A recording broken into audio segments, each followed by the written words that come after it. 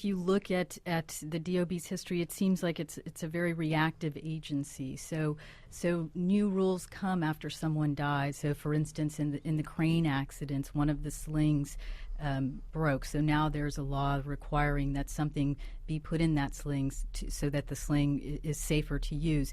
So instead of being so I think the DOB often finds itself in this position of reacting to accidents after they've already happened. Now, I should say, Brian, that the DOB says, when I talked to them yesterday, they got back to us yesterday after the first part aired. We had put in calls a couple months ago, that they're no longer reactive. They're proactive. And they do have a sort of a point, but this is what happened, for example, in this case with the scaffold law.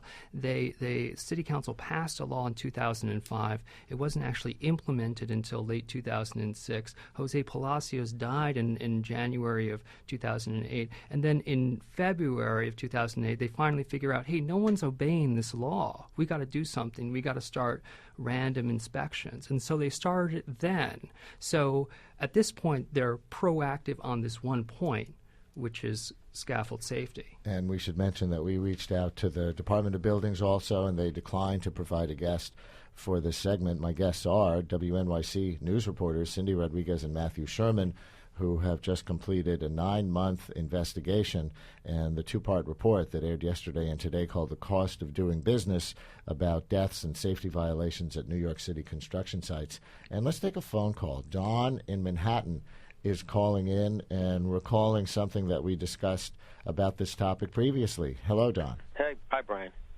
Yes, it's great because you just kind of touched on the subject right now. Sometime back during when, I don't know if it was the second crane accident, the third one, whichever one it was, there was a guest you had on it was a woman, she was from some department, the mayor's office of, well, I don't know what. Yeah, it was. I know exactly who you're talking about okay, and what segment. She was Patricia Lancaster, okay, the buildings commissioner at the time. Okay. She made a quote, and this is, as well as I can remember, it's practically verbatim, I think. She said, "We need to find a balance between public safety and growing the economy." Do you remember her saying that? I absolutely do. And to me, that just struck me at the time. I couldn't believe I was hearing that from a city official. Right. Well, now I don't want to put words in her mouth. Well, those are her words. Well, again, I would. I say I remember her saying that, but the way it comes out when you say it that way is, well, it's okay with us if some people die because that's just the necessary cost of doing business, like she was being cavalier about it. I certainly do not want to attribute that to Patricia Lancaster. But, Matt, there is a larger question here of this is a dangerous business, working construction. Even in the safest of circumstances, people are going to die. There is going to be a death rate that is greater than zero in the construction industry. Sure. Is any amount of construction death acceptable? Sure. Brian, I think that's a question left up to the public. And the caller raises an interesting point. Again, officially, just to reiterate what I heard from the Department of Buildings' position now is that they say that construction and development can proceed safely. I think that we have to look at these deaths and say, hey, are these accidents preventable or not?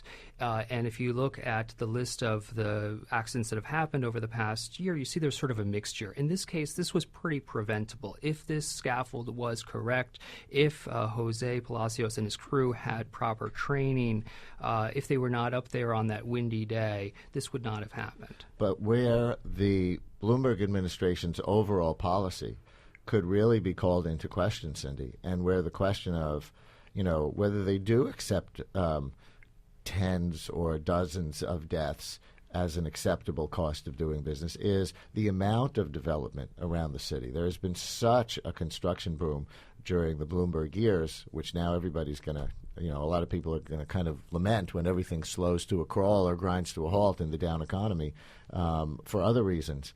But they have so tried to push construction projects into the pipeline that I think it's fair to say it was just about inevitable that there would be an uptick in deaths, because how could they police all that construction as effectively as possible? Well, Brian, in all fairness, they also did increase the number of inspectors that they hired. So I believe since Mayor Bloomberg took office, I believe he's increased it by 66%. So that's still, you're right, it still doesn't keep pace with the construction boom.